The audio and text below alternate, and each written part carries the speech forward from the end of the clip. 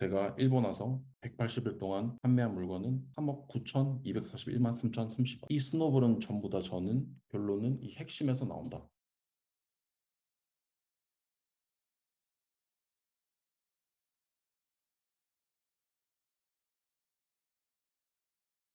안녕하십니까. 지금 저는 일본 오사카에 있고 저는 여기서 구매 대행을 하고 있습니다. 그래서 처음에는 중국 구매 대행이나 아니면 쇼피 같은 동남아 판매 플랫폼을 하고 있었는데 기회가 돼서 일본으로 오게 됐고요. 해서 제가 189일 동안 거의 200일 동안 느끼고 그리고 한 3년 동안 한국에서 쇼핑몰을 하면서 느꼈던 것 그리고 제가 알고 있는 지식을 여러분들에게 나눠 드리고자 이렇게 강의를 시작을 하게 됐습니다. 나는 왜 일본 구매 대행을 하는가로 시작을 해보겠습니다. 아까 말씀드렸던 것처럼 저는 지금 일본 구매 대행을 하는 게 첫 번째 쇼핑몰 운영 경험은 아니거든요.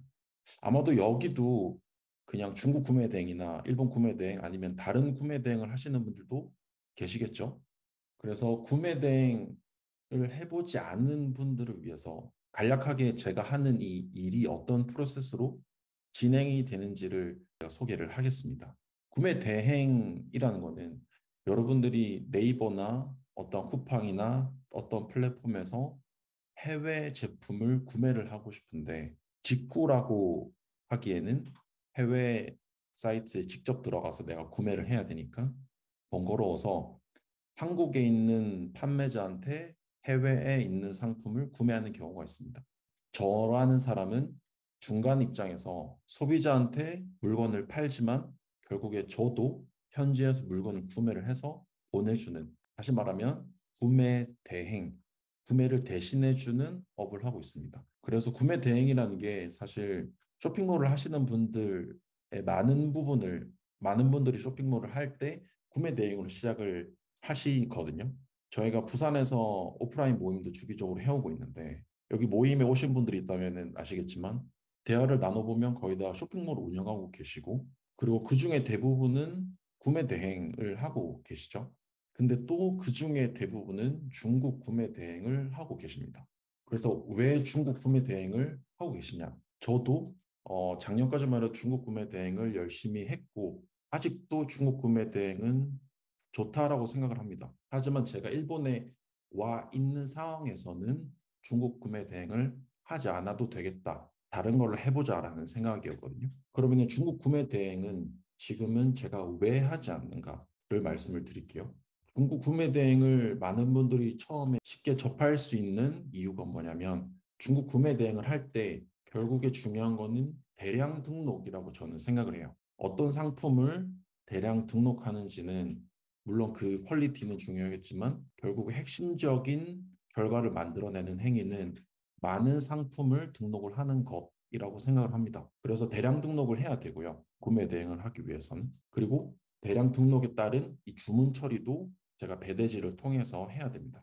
일본 구매 대행을 하면 중국 구매 대행과 가장 다른 점이 뭐냐라고 여쭤보면 저는 브랜드 상품을 다루는가 아니면 브랜드 상품을 다루지 않는가 라고 나눌 수 있을 것 같아요. 브랜드 상품과 브랜드 상품이 아닌 게 무엇이냐라고 한다면 지금 제가 들고 있는 이 컵이 첨스라는 캠핑 용품의 브랜드의 컵이거든요. 이런 것처럼 제가 지금 쓰고 있는 이어폰은 애플의 에어팟이겠죠. 그래서 앞에 어떠한 이 회사의 이름이 들어있는 이 제품을 보통 브랜드라고 저는 표현을 할 것 같은데 그런데 중국 구매 대행을 하시게 되면 브랜드가 아닌 제품을 많이 판매를 하게 돼요. 근데 브랜드가 아닌 제품이 있어라고 여쭤볼 수도 있겠지만 선글라스 같은 게 브랜드가 아닌 제품이거든요. 그래서 여기 적힌 이 브랜드는 저도 처음 들어보는 브랜드예요. 그리고 대부분 사람들이 알지 못하는 중국의 뭐 짭일 수도 있고 로컬 브랜드일 수도 있겠죠. 그래서 제가 여기서 비브랜드 상품이라 하는 건 인지도가 없는 브랜드는 있지만 브랜드라고 부를 수조차 없는 인지도가 없는 브랜드를 중국 구매 대행할 때는 소싱을 많이 합니다. 당연히 그렇다 보니까 사람들이 제가 판매하는 제품, 제가 대량 등록하는 제품을 알지 못해요. 이게 어느 회사의 의자인지, 어느 회사의 선글라스인지 알지 못합니다. 그렇기 때문에 대량 등록을 할 때 키워드라는 것을 사용해서 대량 등록을 하게 되는데 이 과정에서 사람들이 소싱하는 물건이 거의 비슷하게 됩니다. 여러분들과 제가 중국 구매 대행을 하려고 하는데 판매를 일으킬 수 있는 상품이 거기서 거기다 정해져 있다. 그리고 누가 더 많은 상품을 올리냐, 좋은 키워드를 조합을 해서 올리느냐의 싸움이라고 저는 중국 구매 대행을 생각을 했거든요. 그래서 뭔가 제가 일본의 브랜드 제품을 판매를 하다 보니까 브랜드가 아닌 제품을 대량 등록해서 판매를 하는 게 이거는 자칫 비효율적일 수도 있겠다라는 생각이 조금 들었습니다. 또 하나 제가 브랜드 상품을 팔지 않았을 때 비브랜드 상품을 판매할 때 시간을 많이 썼던 부분이 크게 두 가지가 있는데요. 첫 번째는 CS 문제입니다. 브랜드가 아닌 만큼 제가 판매를 하는 제품이 질적으로 나쁠 수가 있습니다. 저렴하든 비싸든 구매를 한 사람이 만족할 확률이 낮아진다라는 거거든요. 그러면 이거를 다른 말로 표현을 하면 이 사람은 상품을 사고 나서 기분이 나쁠 수도 있어요. 근데 저희가 이러한 행위를 많이 하면 할수록 비즈니스에 도움이 돼야 되는데 만족하지 못하는 판매 행위를 계속 한다는 점에서 이거는 뭔가 고칠 필요가 있겠다라고 생각이 들었습니다. 그리고 또 하나는 가품 이슈인데요. 중국 구매 대행을 하시는 분들은 이 제품 진짜야? 라고 마켓에서 소위 딴지를 거는 경우가 많습니다. 실제로 그것이 가품인 경우도 있고요. 가품이 아닌데도 저희는 중국에 있는 도매몰에서 대부분 상품을 구매를 해서 한국에 판매하기 때문에 이러한 부분을 소명을 받을 수 있는 방법이 크게 없습니다. 그래서 보통 안 팔고 말지 하는 식의 전략으로 가품 이슈를 해결을 하게 되는데요. 근데 여기서 저희가 대량 등록을 하다 보면 많은 상품이 있기 때문에 일일비를 안 하는 게 맞지만 잘 팔리고 있는데 가품 이슈가 걸려서 못 판다라고 하면은 굉장히 속상한 경우도 많이 있거든요. 그래서 중국 구매 대행을 할 때 브랜드 상품을 다루지 않기 때문에 이렇게 CS 문제나 아니면 가품 이슈가 많이 생겨서 중국 구매 대행보다 일본 구매 대행을 해보자 라고 생각을 했습니다. 이제 밑에 말씀드린 거는 경쟁자와 나의 소싱 방법. 브랜드가 없기 때문에 결국에는 키워드로 경쟁을 해야 되고 이 키워드 싸움에서도 결국에 잘 팔리는 상품에 대한 정보를 가지고 저희가 경쟁을 하기 때문에 경쟁자와 내가 판매하는 다시 말해서 소싱하는 상품이 비슷해진다. 별로 경쟁력을 가지기 힘들다. 뭔가 외부에서 트래픽을 가져오든지 하지 않으면 경쟁력을 가지기가 힘들다라는 생각에서 저는 왜 지금 중국 구매 대행을 하지 않는가의 원인으로 뽑아봤습니다. 그러면 일본 구매 대행의 특징을 반대로 한번 얘기를 해볼게요. 일본 상품의 특징은 일본 상품을 떠올려 보세요라고 질문을 드리면 뭐 자동차가 될 수도 있고 기계가 될 수 있겠고 뭐 일본 라면, jel리, 약, 동전 파스 이런 것들이 많이 생각이 나겠죠. 일본 제품은 퀄리티가 정말로 좋다. 일본 제품은 믿을만하다. 물론 어떠한 뭐 정치적인 감정을 다 빼고서라도 상품 하나는 진짜 기깔나게 잘 만드는 국가인 것 같아요. 일본 상품을 다룰 때 저는 좋은 점은 아까 중국 구매 대행할 때 말했던 가품 이슈나 CS 퀄리티 문제가 진짜 거의 없다. 그리고 대부분 브랜드, 99%는 브랜드라고 저는 생각을 합니다. 대부분 알려져 있다라는 뜻이겠죠. 이게 저는 정말로 좋은 것 같은데 트렌드의 영향을 덜 받는다라고 생각을 합니다. 아까 제가 일본 상품을 한번 생각해 보세요라고 했을 때 떠올렸던 그런 제품군들이 저번 달에, 작년에 반짝한 상품이 아니거든요. 몇 년, 10년 넘게 같은 제품이 여전히 잘 팔리고 있습니다. 꾸준히 잘 팔리는 스터디셀러에 조금이라도 내가 판매를 할 수 있다면 이거는 장기적으로 좋겠다라는 생각이 당연히 드실 거예요. 트렌드의 영향을 덜 받는다. 일본 제품은 꾸준히 잘 팔리는 제품이 너무 많기 때문에 이 잘 팔리는 제품의 일정 부분만 가져와도 할만하다라고 저는 생각을 했습니다. 그리고 그 다음으로는 대량 등록만이 가능한 것은 아니다. 이 가능하다는 솔루션이 아니다. 제가 처음 와서 했었던 거는 역시 한국에서 있었던 그 경험을 바탕으로 대량 등록을 했습니다. 대량 등록을 한국에서 하는 방식으로 똑같이 했는데 긍정적인 결과는 못 봤습니다. 물론 일본에서 한국만큼의 효율적으로 키워드를 조합하고 상품을 찾고 업로드한 건 아니지만 그래도 저는 대량 등록을 했을 때 일본 상품도 꽤 유효하다라고 생각을 했거든요. 중국 구매 대행처럼 대량 등록을 하는 게 별로 의미가 없더라. 왜 제가 그렇게 생각을 하냐면 제가 중국 구매 대행을 할 때 판매하는 상품은 브랜드가 아니다라고 말씀을 드렸죠. 그러면 여러분들이 이 선글라스를 보시고 저건 5만 원이야, 10만 원이야 명확하게 인지를 하시기가 힘들 거예요. 그러면은 중국 구매 대행에서는 나는 10만 원, 저분은 7만 원에 팔아도 저 사람이 구매 의욕만 있으면은 이게 10만 원인지 7만 원인지 모르기 때문에 크게 여의치 않는단 말이죠. 구매에 의해서. 근데 일본 구매 대행을 할 때는 대부분 상품을 저희는 브랜드, 다시 말해서 소비자가 알고 있는 상품을 판매를 하기 때문에 제가 조금 높게 상품 가격을 잡게 되면 이 사람은 이거 이 정도 가격은 아닌 것 같은데 라고 생각을 할 수 있거든요. 그래서 제가 중국 구매 대행처럼 마진을 일정 부분 확보를 하고 대량 등록하는 게 유효하진 않더라. 그러면 저는 어떻게 일본 구매 대행 상품을 판매를 하고 있느냐? 물론 이 적지 않은 상품을 업로드는 하고 있지만 중국 구매 대행을 할 때보다 적은 상품군을 다루고 있습니다. 이 이야기는 제가 뒤쪽에 가서 조금 더 말씀을 드릴게요. 그러면 이제 두 번째, 나는 일본에 와서 무엇을 했는가 부분입니다. 자, 첫 번째, 브랜드 공부를 해라. 저는 이거를 다시 말해서 무엇을 팔 것인가, 무엇을 팔 수 있는가, 한국 사람은 어떤 일본 제품을 구매를 하고 있는가, 이 질문에 대한 공부를 하라는 것으로 전 이해를 했습니다. 그래서 여러분들이 뭐 무슨 쇼핑몰을 하던 가장 중요한 거는 뭘 파는지가 가장 중요하겠죠.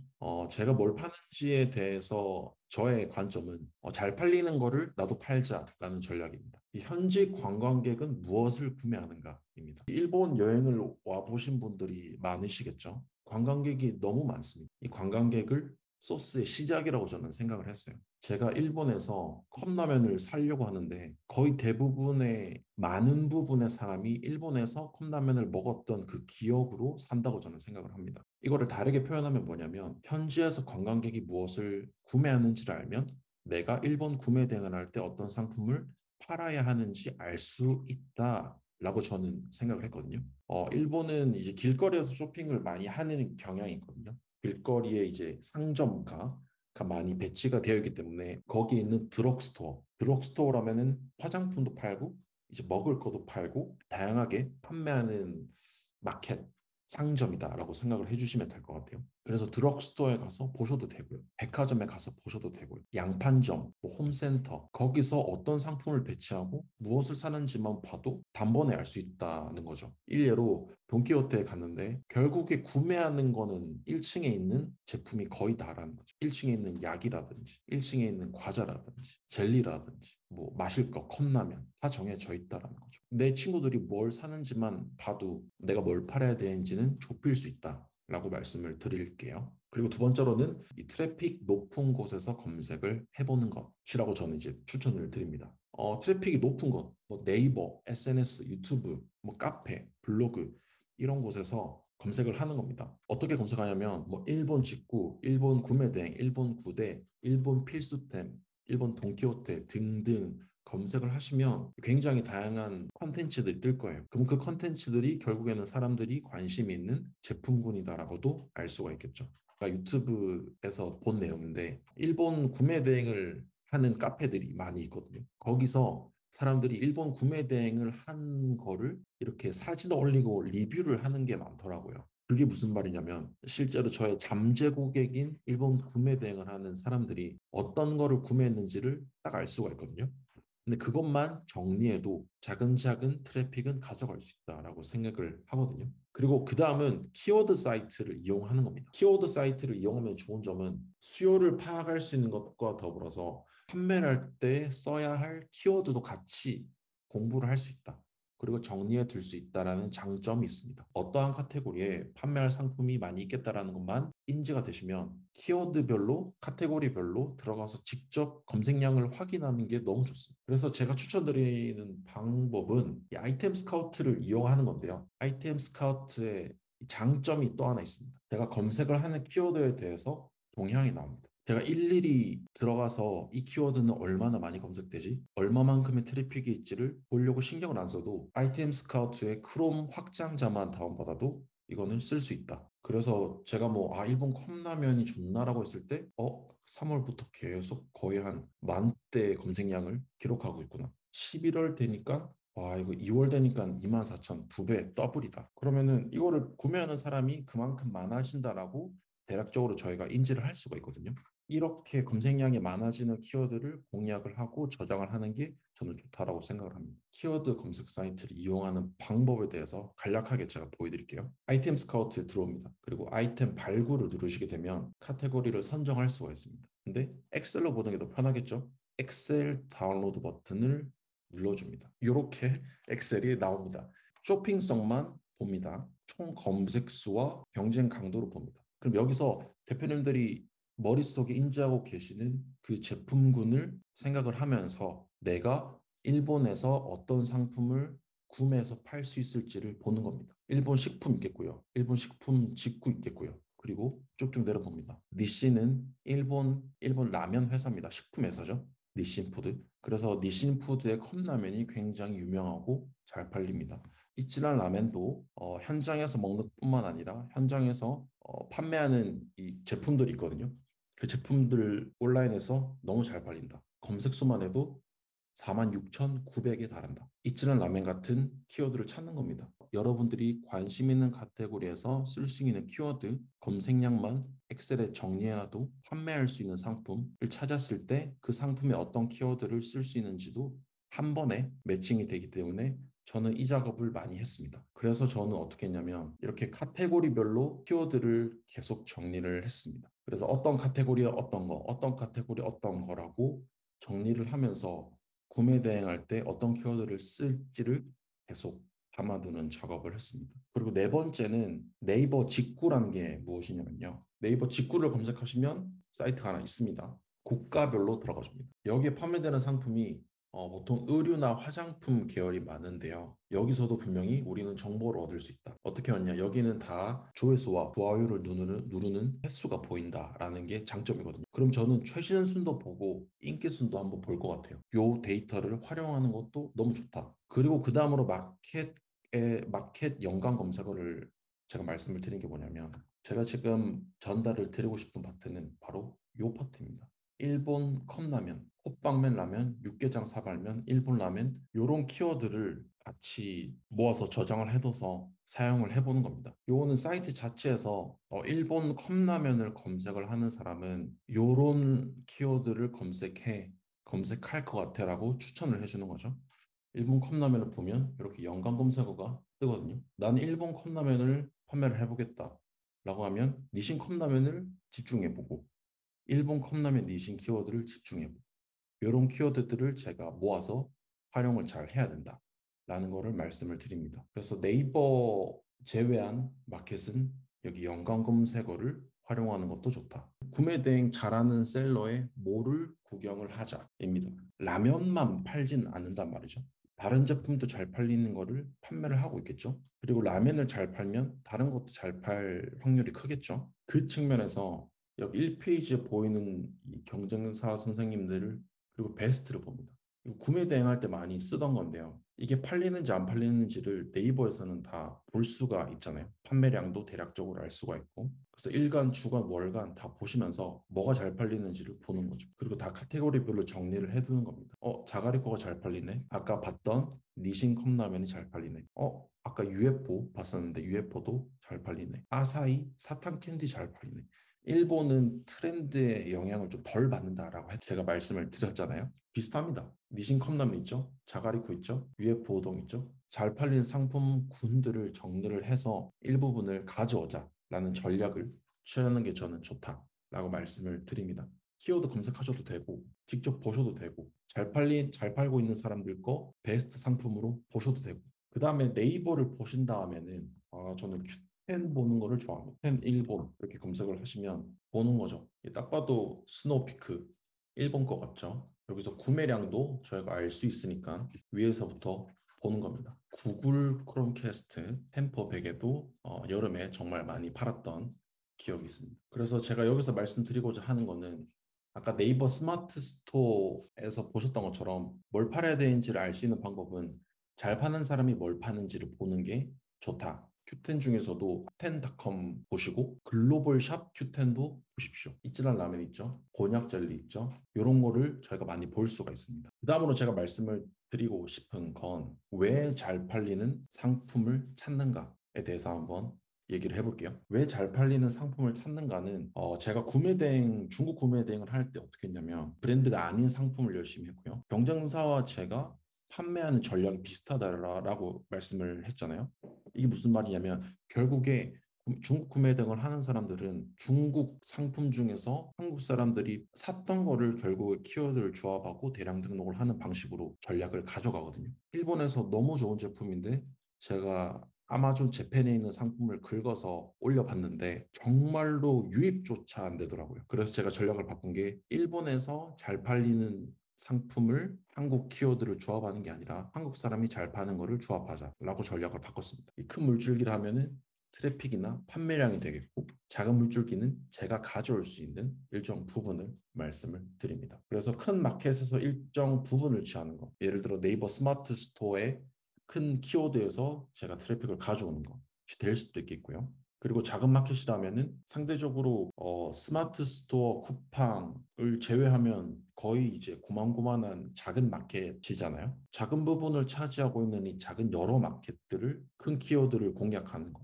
혹은 작은 키워드를 공략하는 라고 저는 생각을 하는데 자 그럼 잘 팔리는 상품에 대해서 연결을 해서 말씀드리면 잘 팔리는 상품을 찾고 이제 제가 어떻게 판매를 했는지도 말씀을 드릴게요. 잘 팔리는 상품은 찾아도 일단 저희가 어디선가 구매는 해야겠죠. 구매를 해야 되는데 일본 온라인 소매의 특징은 가격이 거의 비슷하다. 여러분들 소매나 아니면 온라인 쇼핑을 정말로 생필품이나 여러 가지 쇼핑을 많이 하시는 분들이 최저가를 보려고 많이 돌아다니시잖아요. 소소매를 하면서 네이버와 쿠팡의 가격이 이렇게 다른가? 지마켓은 이렇게 달라? 라고 경험을 많이 했었거든요. 한국에서는 소매를 해도 가격 차이가 꽤나 있다. 일본 온라인의 소매 가격은 거의 똑같다. 여기 처음에 썼던 아마존 재팬, 야후 재팬, 라쿠텐 이런 데를 보통 이제 많이 사용을 하시잖아요. 근데 여기 가격을 보고 제가 이제 왼쪽 편에 있는 요도바시, 모노토로, 빅크카메라, 오프라인 마트, 다이소, 양판점, 홈센터, 드럭스토어